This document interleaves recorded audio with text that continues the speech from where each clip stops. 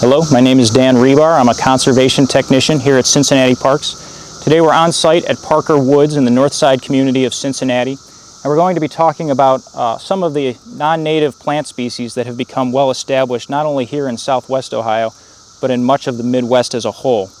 Now all around me here you'll see this dark green mat made up of actually two different species. The one I'm holding in my hand here is known as winter creeper, but we also have some English ivy as well. Now both of these plants are originally from East Asia, parts of China, Korea, Japan, and as far south as Thailand and Indonesia over there.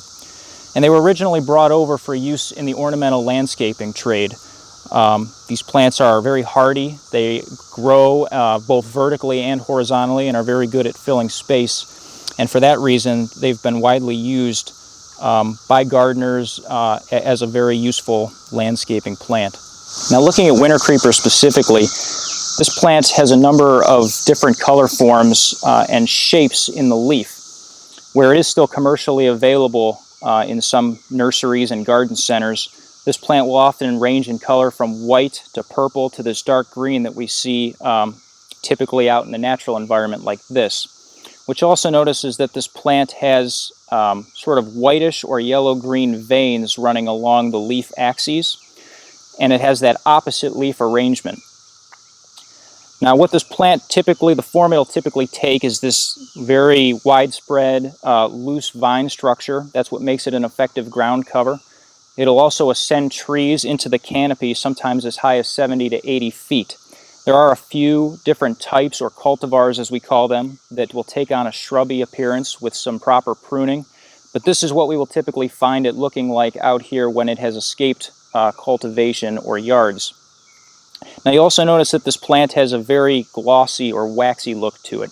That's because of the cuticle, which in function serves much the same purpose as our skin does for us. It protects the plant from outside infection and from desiccation, which makes it very hardy in a number of different climate zones. Now the flowers of this plant are not very showy. They're very inconspicuous, white-green, small flowers that will come out at the end of the branches, typically on the more mature vines.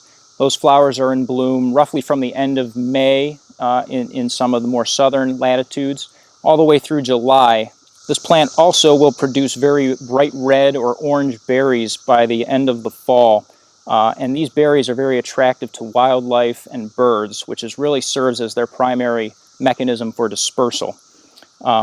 And it's because of that rapid and prolific dispersal that this plant is considered very problematic. But on that premise alone, that doesn't make it invasive. So what are some of the other traits that make this plant a bit of a problem, and an invasive plant in particular, are that not only does it spread rapidly, but it also takes over areas very aggressively, and it has that competitive advantage over many of our native plant communities and species. Fortunately, there are a number of ways to effectively manage this species.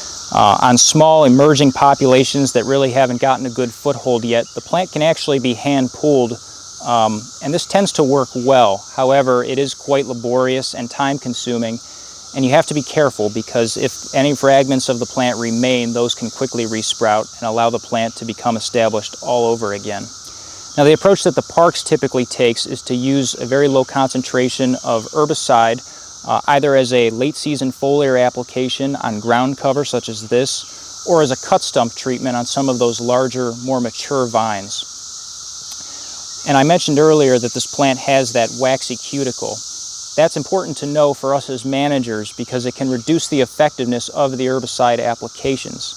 For that reason, we tend to use what's known as a surfactant or a sticker that's added to the chemical solution, and that allows the herbicide to more effectively penetrate the leaf surface and to prevent the need for follow-up treatment.